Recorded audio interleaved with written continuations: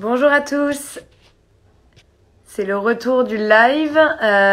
Bonjour à tous, rebonjour.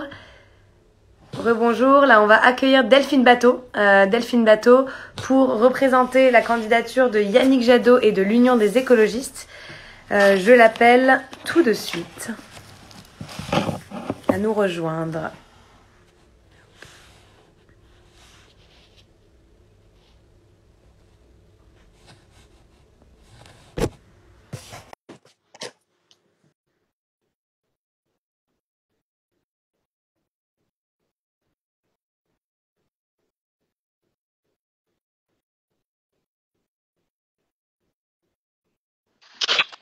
Voilà, est-ce que ça marche? Bonjour, Bonjour. comment allez-vous? Ça marche très bien. J'ai le Covid. Ah mince. Ouais, Aïe, aïe. ouais. Ok, Donc je suis pas en super forme. ok, je serai tendre avec vous et puis on va... Voilà. J'ai 38,5. Je Ah, suis dans la chambre de mon fils, cloîtré. Voilà. merci d'avoir répondu présent. Ça vous auriez pu Non, non. venir. Hein, l'économie du Caire, c'est aussi ça. Hein. On Ouais. n'est pas que sur femmes. Bonjour, bienvenue. Bonjour. Merci de vous avoir. Peut-être pour démarrer, je serais ravie que vous puissiez dire quelques mots un peu sur votre passé. Là, vous représentez les écologistes, donc la candidature de Yannick Jadot, mais j'ai trouvé aussi qu'il y avait des choses intéressantes que vous aviez aussi portées pendant la primaire, notamment liées à la décroissance. Donc, on essaiera d'aborder effectivement le programme et de comprendre un petit peu, vous, comment vous incarniez aussi ce projet de décroissance de l'économie, parce que c'est un débat qu'on a souvent dans les milieux de dirigeants, etc. Mais pour commencer, je vous laisse vous présenter à notre audience. Eh ben, bonjour. Donc moi, je suis Delphine Bateau. Je suis porte-parole de Yannick Jadot. Je suis députée des Deux-Sèvres. Je suis la coordinatrice nationale d'un mouvement qui s'appelle Génération écologique, qui est un parti politique. Et je suis aussi ancienne ministre de l'écologie, de l'énergie et du développement durable, fonction que j'ai occupée pendant 1 an au début du quinquennat de François Hollande. Voilà pour la présentation. Très bien, merci. On pourra aussi peut-être revenir sur ce mandat parce que c'est vrai que les différents échanges qu'on peut avoir avec les ministères de l'écologie, c'est souvent les problèmes démocratiques qu'ils rencontrent, notamment le lien avec le ministère de l'économie. Et c'est vrai que dans le sujet de renouveler les contrats économiques et faire des lois économiques qui incitent vraiment à la transition écologique et sociale, parler de la manière dont les décisions se prennent peut être un levier intéressant d'analyse. Peut-être pour démarrer, vu que c'est un live de décryptage, le but c'est de permettre aux personnes de comprendre bien le programme et les mesures principales du programme de Yannick Jadot et de l'Union des écologistes et la manière dont ce programme permettra d'apporter de la prospérité et puis d'apporter une réponse à la transition écologique et sociale. Ok. Peut-être la première chose que je voudrais vous dire en introduction, c'est qu'en fait, j'ai une espèce de grésillement. Je ne sais pas si ça vient de mon appareil ou de chez vous. Alors, ça ne doit pas venir de chez moi. Écoutez, on va toujours... Si je fais comme ça, non, c'est pas terrible. Bon. Donc, j'espère que... Vous l'avez toujours, le grésillement? Parce que je me suis mis en silencieux. Je l'ai moins, je pense, quand vous vous mettez en silencieux. Oui, donc la première chose que moi j'avais envie de vous dire, puisqu'en fait on est dans une situation d'urgence vitale absolue et dramatique. Demain sort le rapport du troisième groupe du GIEC qui va confirmer en fait que on est dans les dernières limites de la fenêtre d'action encore utile pour pouvoir limiter le réchauffement climatique et on est d'ores et déjà avec des effets certains et irréversibles pour les 20 prochaines années. La première chose, et on est dans des circonstances par ailleurs tragiques et de bouleversements historiques où en fait tous les jours on voit les conséquences, que ce soit la guerre en Ukraine ou le choc sur les prix de l'énergie et bientôt les problèmes d'insécurité alimentaire, où on est en train de vivre et de toucher du doigt très concrètement les conséquences de l'inaction en fait et les conséquences de notre dépendance aux énergies fossiles et de la vulnérabilité de nos sociétés, mais aussi de notre économie, au terme d'un système où toutes nos chaînes de production, d'approvisionnement, etc., sont des chaînes extrêmement complexes et extrêmement internationalisées. Et en fait, dans ce moment-là, la question première n'est pas tellement une question de mesure. En fait, ça fait longtemps qu'il n'y a pas tellement de débat, pardonnez-moi cette expression, mais de débat technique sur ce qu'il y a lieu de faire. En fait, il y a un problème de volonté politique et il y a un problème de cohérence globale et de détermination en fait à agir en fonction de cet impératif-là. Parce que les mesures concrètes, on va bien sûr y revenir, mais elles sont connues depuis longtemps. Par exemple, si on prend les propositions de la Convention citoyenne pour le climat, elles sont elles-mêmes une excellente, j'allais dire, compilation de tout ce qui a été produit par des mouvements de la société civile et par des experts depuis des années et des années. On a les recommandations du Haut Conseil pour le climat, on a une foultitude de rapports de diverses commissions, experts, etc., depuis des décennies. Donc, en fait, ce qu'il faut faire, on sait ce qu'il faut faire. Le problème, c'est d'être en capacité de le faire. Et pour ça, de notre point de vue, il faut une présidence de la République et un gouvernement qui, dans son ensemble, est destiné en fait à mobiliser toutes les politiques publiques en fonction de l'impératif écologique. Et donc, c'est une rupture avec les conceptions qui ont prévalu jusqu'ici, où en fait l'écologie, c'était le job que du ou de la ministre de l'écologie, mais c'était pas le boulot de Bercy, c'était pas le boulot du ministère de l'Agriculture, c'était pas le boulot du ministère des Affaires étrangères, c'était pas le boulot de l'Éducation nationale, etc.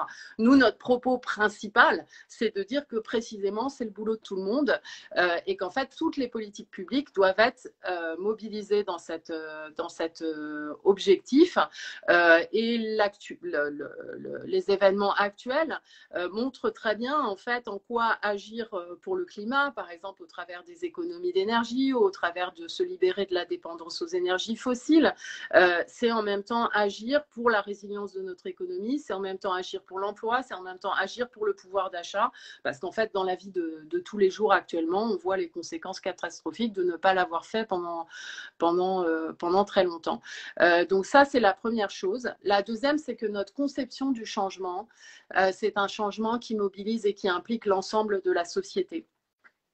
Bien sûr, on va y revenir, il faut des décisions de l'État, il faut des règles du jeu, mais en fait, la réussite de la transformation écologique de la France, ça ne peut être que le résultat d'une mobilisation générale avec les entreprises, avec les citoyens, avec les collectivités territoriales, avec tout le monde en fait.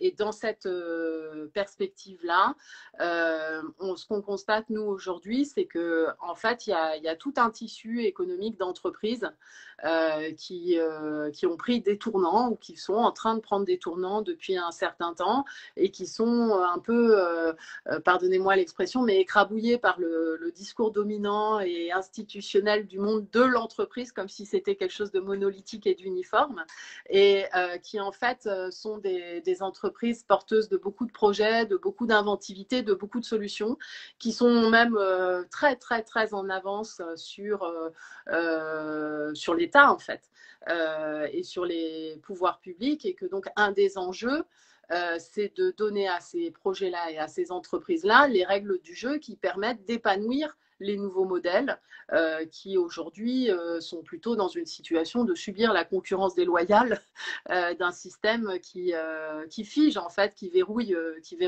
les anciens modèles. Voilà ce que je pouvais dire en introduction. Alors ça passe par beaucoup de choses extrêmement concrètes. Notamment sur le fait que quand je disais on a une vision dans laquelle on intègre toutes les politiques publiques aux enjeux climatiques, ça veut dire qu'en fait toutes les politiques publiques sont conditionnées en fait au respect de critères climatiques et de critères sociaux, notamment les aides aux entreprises. Quand je parlais de mobilisation générale et du calendrier de l'urgence entre maintenant et 2030, ça veut dire qu'il faut un effort qui est équivalent à un effort d'économie de guerre, en fait, dans lequel il y a énormément d'investissements publics, en fait, pour soutenir un certain nombre de transformations qu'il faut mener beaucoup plus rapidement que si ça avait été engagé depuis 30 ans dans une transition lente, etc. Enfin, une transition tranquille. Là, on n'est plus dans la situation de la transition tranquille, on est dans une situation d'urgence. Et c'est autour de ça, en fait, qu'on veut nouer un compromis social, ce que Yannick Jadot appelle un pacte de patriotisme écologique, en fait, avec tous les acteurs de l'économie française pour réussir. Voilà, en introduction pour planter le paysage. Très bien, merci beaucoup. Alors du coup, là, la question sur les partenaires sociaux, je la pose pour vous dans l'autre sens que je l'ai posée à Damien Abad, où là, la question était plutôt, il y avait un lien très fort dans le passé entre le MEDEF et les partis républicains, etc., notamment sur les territoires, parce qu'il y avait une forme d'accompagnement aussi à l'entrepreneuriat et la liberté d'entreprendre, etc., qui faisait une jonction et qui faisait que ces partis étaient assez liés. Moi, je vous pose la question dans l'autre sens. Comment on fait, et c'est quelque chose auquel on s'expose chaque jour, comment on fait pour diriger, avoir une planification écologique comme vous la proposez, avec aujourd'hui effectivement des représentations patronales et des lobbies patronaux qui sont assez forts et qui risquent de bloquer pas mal de velléités de changement. Comment on organise finalement le dialogue? C'est quelque chose qui m'intéresse beaucoup. Alors d'abord, je pense qu'il faut une première clarification, c'est que nous, on est pour une régulation écologique et sociale de l'économie de marché. On n'est pas pour une économie administrée. Je ne pense pas, je connais ça vraiment de près, je ne pense pas que l'État puisse se substituer aux entrepreneuses et aux entrepreneurs. Donc la question, c'est vraiment la question des règles du jeu. Donc ça, c'est la première remarque. La deuxième, c'est qu'en fait, il faut sortir d'un tropisme. Le tropisme, c'est une conception des entreprises et de la politique économique en France qui est inspirée par le CAC 40 et qui met de côté complètement les PME, les ETI et toutes les entreprises en fait qui font l'emploi local dans les territoires. Moi, je suis élue d'un territoire rural. Donc, je ne suis pas en train de dire par principe small is beautiful, abat les grands groupes. Ce que je sais, c'est que les règles du jeu, les lois, les normes, la fiscalité, les standards, etc., sont faits en fonction d'un tropisme qui n'est pas la partie majoritaire en fait du tissu entrepreneurial français et c'est avec ça qu'il faut rompre. La troisième chose, c'est d'assumer qu'il va y avoir du changement et d'en discuter lucidement et honnêtement. Parce qu'en fait, le conservatisme actuel, il est basé aussi sur une part d'angoisse à la dévalorisation d'un certain nombre d'actifs. Et oui, il y a des activités qu'il va falloir diminuer, voire qu'il va falloir arrêter. Il y a des secteurs qui vont être hyper gagnants, mais il y a aussi des secteurs qui vont être perdants. Et ça, en fait, comme la société ne l'appréhende pas, ne le regarde pas en face et ne mutualise pas en fait les conséquences que ça a en termes de droit à la reconversion des salariés, d'accompagnement des entreprises, d'accompagnement des territoires.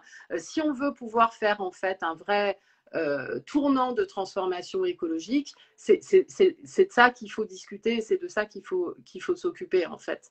Parce que l'aveuglement, il conduit à remettre toujours de l'argent public dans des secteurs dont il faut au contraire organiser la diminution. Donc c'est beaucoup d'argent public jeté par les fenêtres et c'est une vision qui est en fait une vision de court terme sur il faut à bout de bras maintenir les emplois dans tel ou tel domaine. Et c'est un très, très mauvais choix pour la nation, en fait. Donc, mieux vaut discuter honnêtement avec les acteurs économiques du fait que, bah oui, sur cette activité-là, il y a un problème, il faut la diminuer. Comme on la diminue, non pas brutalement, mais en l'organisant tranquillement. Quelles compétences elle a, cette filière industrielle-là? Comment ces compétences, on peut les revaloriser, en fait, dans des nouvelles activités et en tirer parti. Après, sur votre question, c'est... il faut une reconnaissance officielle de la diversité des mouvements d'entrepreneurs. Donc ça risque de chahuter un peu, mais c'est incontournable et obligatoire pour justement que cette diversité des points de vue se fasse entendre. Et je trouve très intéressante aussi la démarche actuelle la Convention des entreprises pour le climat. Puis il y a aussi un autre processus pour faire bouger les choses et faire entendre, casser les clichés aussi. Voilà, faire entendre la voix de toutes ces entrepreneuses et ces entrepreneurs qui sont des acteurs du changement, qui ne sont pas des acteurs du verrouillage. Merci beaucoup. Là, on accueille Jean Moreau, qui est mon coprésident au Mouvement Impact France, dirigeant d'entreprise Phoenix et qui, du coup, avait une question pour vous sur le programme. Bonsoir, merci Eva. Bonsoir Delphine Bateau. Ravi de vous poser cette question. Alors, moi, la question, elle est assez simple. On a été, nous, les entrepreneurs à impact, les entrepreneurs sociaux, on a été pas mal baladés ces dernières années. Et on est parti d'un ministère délégué. À l'époque, vous étiez avec Benoît Hamon, qui était logé à Bercy. Puis ça a été un haut commissariat qui a été logé au ministère de la Transition écologique. Puis ça a été rapatrié à Bercy, mais sous forme de secrétariat d'État. Donc, pour vous, ma question, elle est simple, c'est la suivante. Pour vous, c'est quoi le bon niveau de partage pour ce sujet-là?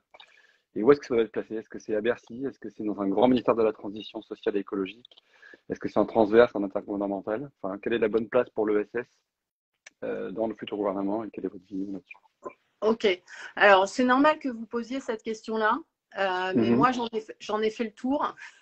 Okay. Et mon expérience m'amène à dire non, mais parce qu'en fait, sur l'écologie, c'est pareil. Pendant des années, si vous voulez, le truc, c'était de se dire s'il y avait un ministre d'État, ça changerait quelque chose. S'il y avait un grand ministère, ça changerait quelque chose. Bon, il y a eu le grand ministère, il y a eu le ministre d'État, et ça ne change pas le fait que c'est les lobbies qui gagnent les arbitrages et pas le ou la ministre de l'écologie. Donc, en fait, on a toujours… Ce que je veux dire, c'est que là, ce que vous racontez sur les questions institutionnelles, ça illustre le syndrome du fait que bon, l'économie sociale et solidaire ou un impact positif, on s'en fout un peu, donc on lui met un délégué interministériel ou voilà, on change les trucs, c'est pas une priorité politique en fait. Mais la vraie question n'est pas tant une question de place institutionnelle que de volonté politique. Et pour moi, c'est nécessairement pas séparé. En fait, c'est l'ensemble du ministère de l'économie en fait qui doit placer ces questions-là au cœur de son travail.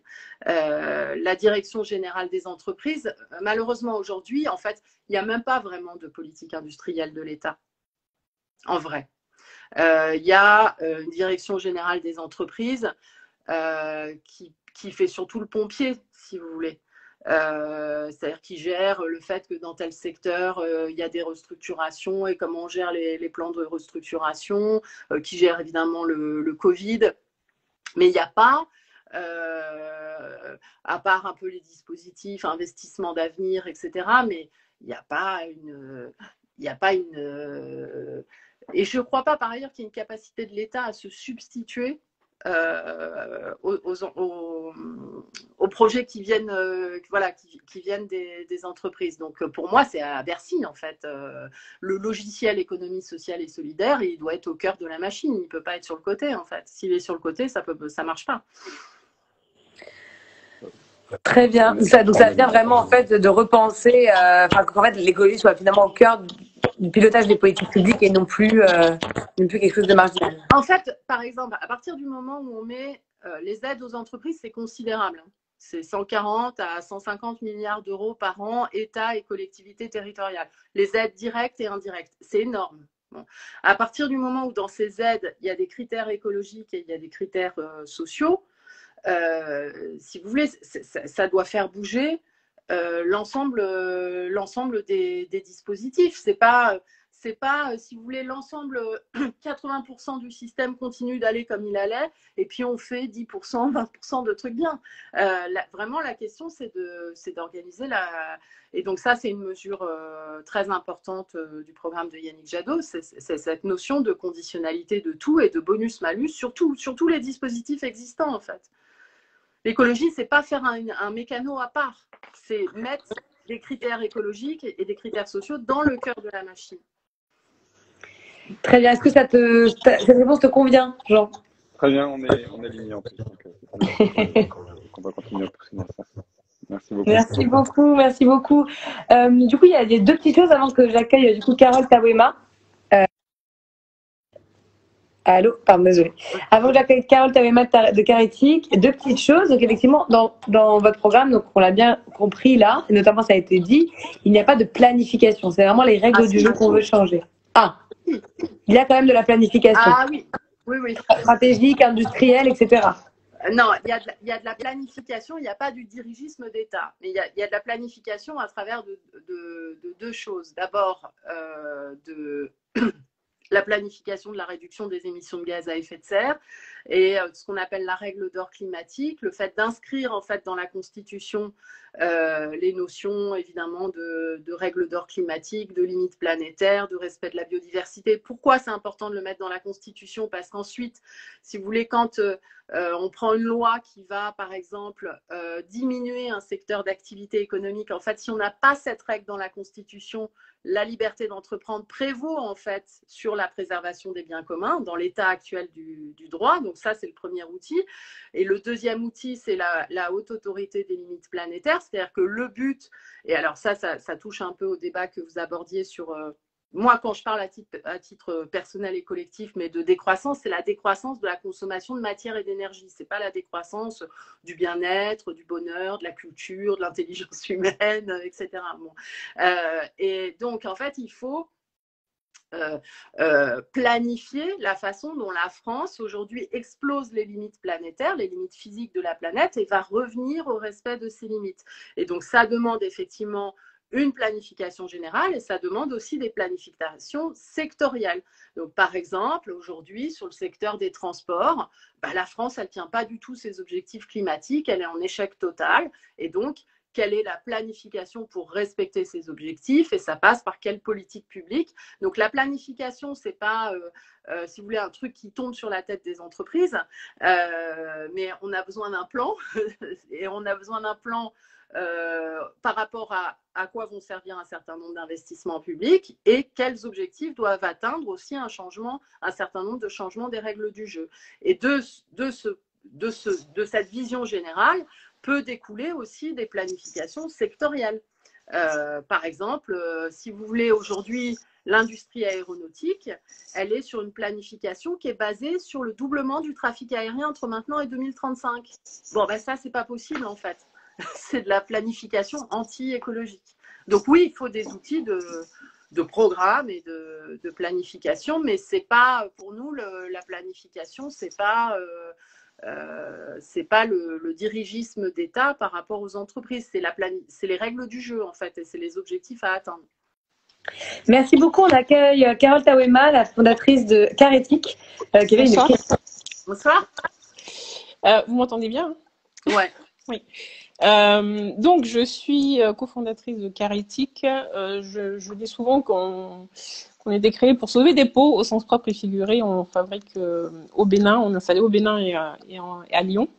On fabrique des cosmétiques à base de karité Grand Cru d'Afrique, le karité, certifié bio et équitable. On était la première marque de beauté agréée ESUS, entreprise solidaire d'utilité sociale.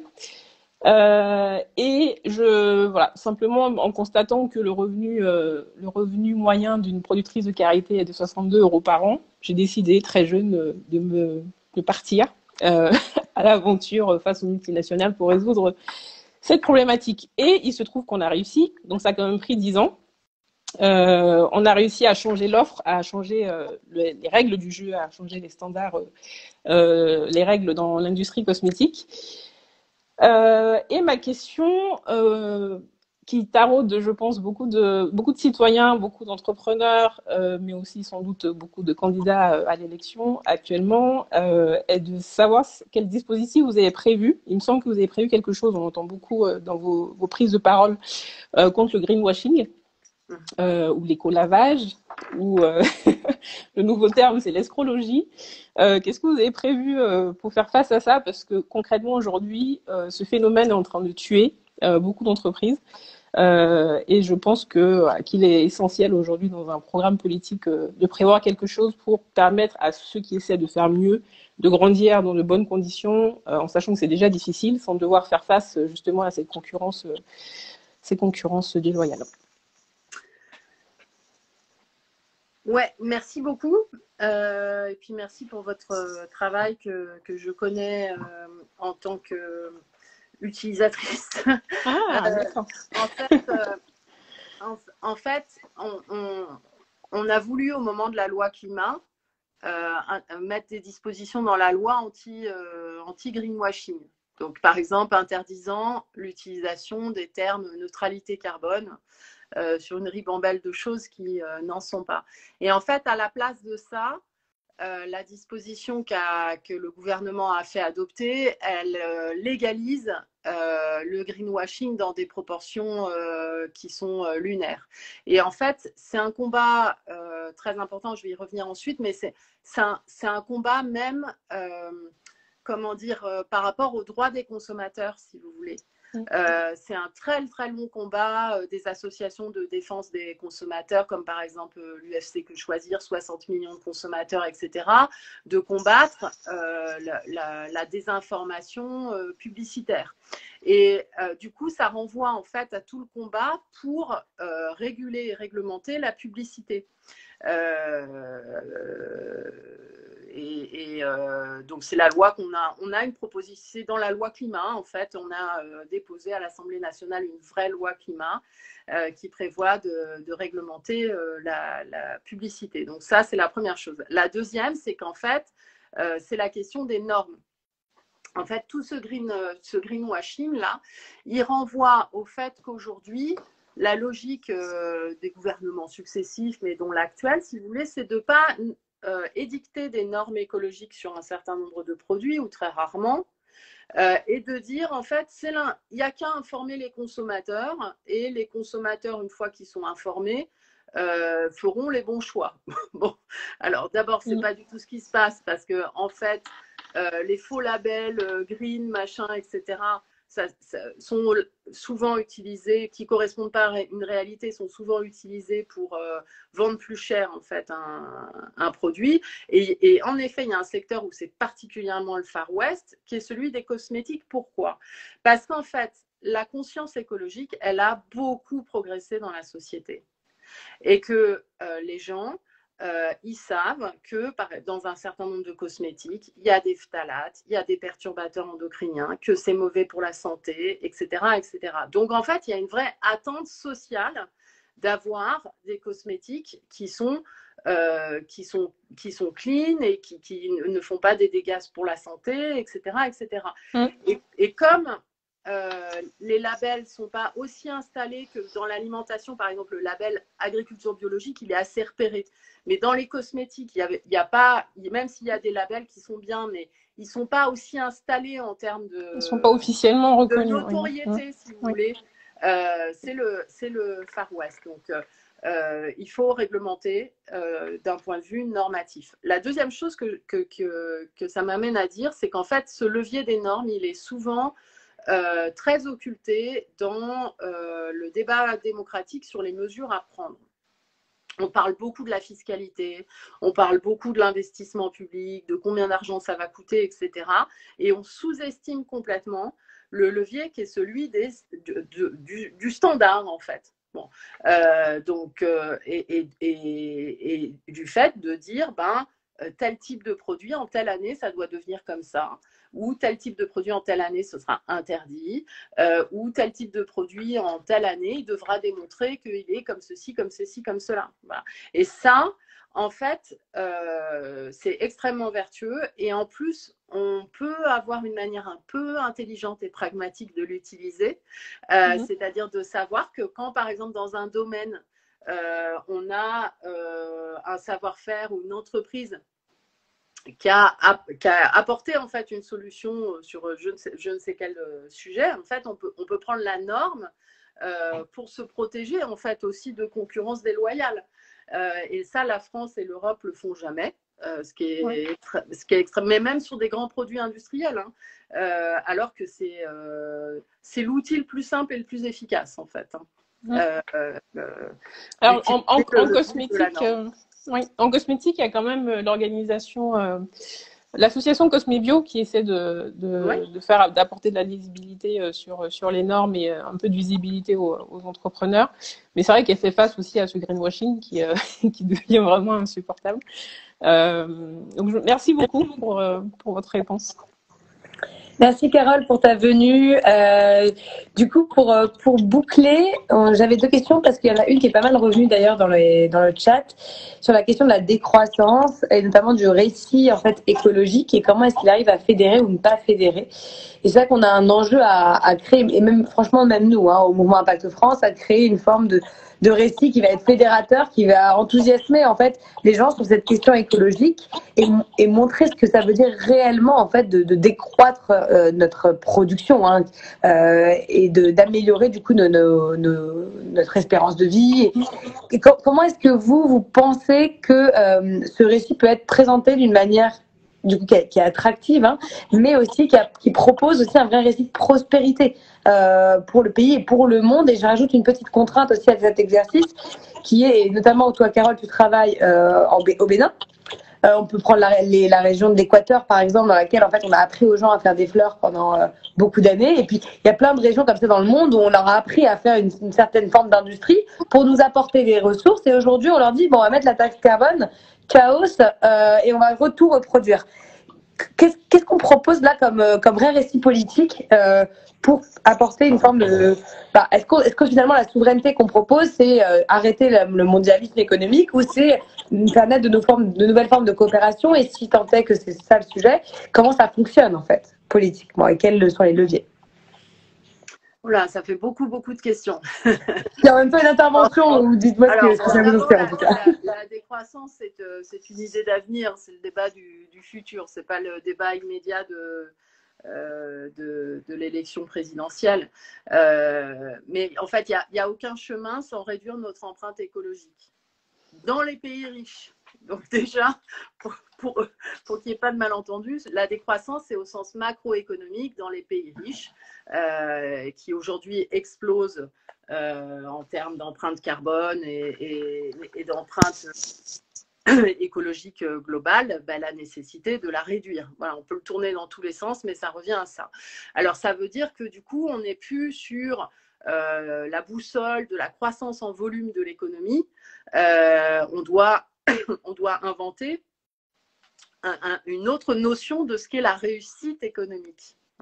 Et la réussite économique, c'est celle qui résout des problèmes humains, c'est celle qui contribue à l'amélioration de la qualité de vie et du bien-être des gens. Et donc c'est pour ça que à cette étape, puisque je ne vais pas refaire le débat qu'on a eu au moment de la primaire, mais le programme écologiste là pour l'élection présidentielle, ce qu'il dit, c'est qu'il faut en fait baser l'appréciation de la réussite du pays sur d'autres indicateurs que la croissance du PIB.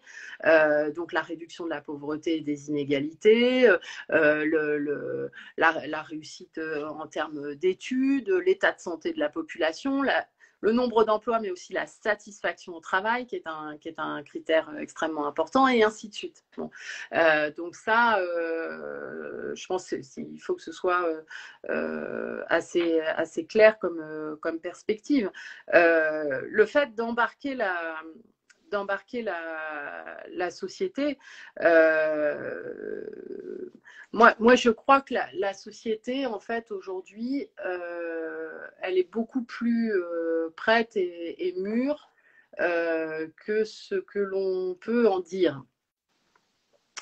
Néanmoins, il y a un enjeu qui est pour moi la première urgence, qui est l'éducation populaire à l'appropriation de la compréhension de la situation. C'est-à-dire qu'en fait, ce qu'on voit, c'est que par exemple, la Convention citoyenne pour le climat, avec des personnes qui pouvaient être au courant du changement climatique dans les grandes lignes, mais qui n'avaient pas en fait compris que ça allait si vite, que c'était si grave, etc., etc. En fait, la bascule dans le fait de produire des mesures qui sont quand même un énorme changement, se fait en fait à partir du moment où les citoyennes et les citoyens, ils ont eu les topos des climatologues, d'un certain nombre d'experts, etc., etc. Et on voit que la même chose est en train de se passer là avec la Convention des entreprises pour le climat. Et en fait, c'est pour ça que nous, dans notre programme, on veut vraiment donner à toutes les entrepreneuses et entrepreneurs, mais aussi, c'est ce que demandent les syndicats, par exemple, dans les entreprises, le droit à une formation de 20 heures ou 30 heures, en fait, sur les enjeux climatiques, biodiversité, de ressources, etc. Parce qu'en fait, il faut juste donner aux gens qui sont en situation d'agir les clés de compréhension de la situation qui vont leur permettre d'être inventifs et créatifs. Et du coup, cette question en fait de l'appropriation de la compréhension de la situation, en plus dans un contexte, si vous voulez, où il y a le phénomène Don't Look Up, au journal télévisé consacre que 1 ou 3% du temps d'antenne au plus grand défi de l'histoire de l'humanité. Enfin, c'est absolument sidérant en fait comme espèce de mécanique de déni collectif. Vraiment, la première urgence, c'est de casser cette logique de déni et de donner à tout le monde, à chacun dans la société là où il est acteur, la capacité d'inventer des choses en fait. Parce que c'est vraiment la réussite en fait d'un processus qui embarque toute la société. Ça suffira pas juste, si vous voulez, il faut définir les responsabilités en haut, mais ça marchera pas si on croit qu'il suffit en haut d'appuyer sur un programme et puis sur un bouton, puis tout le monde va suivre. C'est pas comme ça en fait que je pense les choses. Et donc, je me permets d'insister sur cet enjeu de l'éducation, de la formation, parce qu'il est un levier incroyable, parce qu'en fait, on le vérifie. On l'a vérifié grandeur nature, que des personnes qui connaissaient pas, etc., une fois qu'elles ont compris, elles proposent et elles font des choses géniales, en fait. Voilà. Donc, ça nous paraît être la première urgence, parce que c'est la condition de tout le reste, par rapport à la nécessité d'entraîner la société. Merci beaucoup. Pour finir, pour que ce soit équitable par rapport à Damien Abad, sur la question de la retraite, parce que c'est vrai on parle rarement aux écologistes, enfin, on pose rarement les questions aux écologistes de leur vision sur le modèle social et de répartition. En tout cas, on s'en soucie moins. En fait, on en parle moins même entre nous. Et je trouve ça important de comprendre, en fait, vous, voilà, sur ces sujets, typiquement retraite, système de répartition, capitalisation, comment vous vous positionnez aujourd'hui? Alors, totalement répartition. Ok. Totalement. Okay. Contre les fonds de pension et toute cette mécanique-là, et puis contre le système de retraite à 2 vitesses, en fait, qui... Enfin, notre problème collectif, c'est plutôt de réduire les inégalités, pas de les aggraver.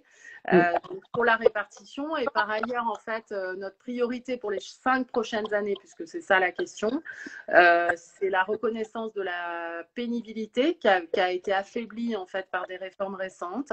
Ce n'est pas de traficoter l'âge de la retraite, etc., puisque en fait, une priorité qui devrait tous nous animer, c'est la question du chômage des seniors. Et en fait, le Conseil d'orientation des retraites, il a démontré que si on allongeait l'âge de départ à la retraite, et ben en fait, on augmenterait le chômage. Et donc en fait, le raisonnement, si vous voulez, de se dire il faut travailler plus longtemps, repousser l'âge de départ à la retraite, etc., parce qu'il y a un problème d'équilibre des régimes, il est pas si vrai que ça. Parce qu'en fait, ce qui pèse aujourd'hui, c'est beaucoup le chômage des seniors, et que c'est la première chose à combattre, avec le fait de reconnaître aussi la possibilité de partir plus tôt pour un certain nombre de situations professionnelles usantes. Voilà. Très bien, globalement, on donne aussi une priorité très forte à la question de, si vous voulez, de l'épanouissement et du bien-être au travail. On développe une nouvelle approche de la question du temps de travail. On veut que, plutôt que par rapport à tous les débats sur 32 heures, semaine de 4 jours, en fait, là aussi, on veut plutôt un processus en fait de conférences sociales et de conventions citoyennes qui discutent de la question des temps de travail, plutôt que quelque chose qui est décidé par l'État ou qui est décidé par le Parlement, que la décision soit prise en fait après avoir discuté de schémas qui sont des schémas en fait beaucoup plus adaptatifs selon les situations professionnelles, qui correspondent en fait aussi aux attentes notamment de beaucoup d'entreprises ou de beaucoup de personnes qui aussi entrent sur le marché du travail. C'est-à-dire pour certains, ça va être d'avoir du télétravail et de travailler 4 jours par semaine. Pour d'autres, c'est de pouvoir faire, de pouvoir avoir une semaine de congé en plus par an, enfin, d'être vraiment dans une vision moderne de la réduction du temps de travail. Très bien, merci. Et puis, on va arrêter de vous embêter là. Vous allez vous reposer un petit peu. La dernière question que j'ai posée à tout le monde, mais personne ne m'a répondu, mais je continue à la poser. C'est vrai que quand on vote pour un candidat, moi personnellement, j'ai envie de voter pour son ministre de l'économie et des finances, vu que ça me semble être le cœur de la transition à adopter dès maintenant. On ne le sait jamais. On ne sait jamais pour quel gouvernement on vote. Est-ce que vous, écologistes, vous représentez une équipe? Est-ce que vous savez déjà qui serait le ministre de l'économie et des finances dans un gouvernement Yannick Jadot ou pas? On est une équipe, ouais. On n'est pas encore rentré là-dedans. On a plusieurs options. On ne veut pas donner le sentiment qu'on répartirait les responsabilités. Mais oui, il y a plusieurs options. Sur chaque job d'ailleurs pour diriger l'État et pour impulser. Ce qui a été frappant, vous savez, dans la période récente, c'est quand même la façon dont un certain nombre de grands chefs d'entreprise qui portaient un discours de transformation de l'économie sur les enjeux écologiques ont été virés en fait, soit par l'État, soit par les actionnaires. Et moi, j'ai trouvé que c'était très emblématique en fait d'une phase qui est une phase de crispation conservatrice, alors que des gens en fait dans le monde des entreprises qui veulent conduire cette transformation, il y en a plein. Donc oui, pourquoi pas Eva Sadoun Il y a encore quelques années à profiter. Mais en tout cas, bravo à vous. Bravo à vous. Pour vos réponses, c'est vrai que c'est assez aligné quand même, on va pas mentir, avec le manifeste, le plaidoyer du mouvement de l'économie de demain et du mouvement Impact France qui propose effectivement ces nouvelles règles du jeu. Plein de force pour la semaine prochaine et rétablissez-vous bien également. Merci. À bientôt. Merci beaucoup. Et bon courage. Au revoir. Merci. Et je regrette de ne pas avoir parlé à Thomas. Parce que j'imagine que c'était Thomas de Jean 1083. Ouais, c'est lui. Vous avez un Jean 1083 sur vous? Non, c'est mes jeans. Ah, c'est vrai. Décidément. Voilà. Ah on lui fera passer le message. Je pense que je serais ravie de vous avoir en ambassadrice. Au revoir. À bientôt. Merci à vous d'avoir écouté et à très bientôt, peut-être pour un dernier live. On vous tient au courant bientôt.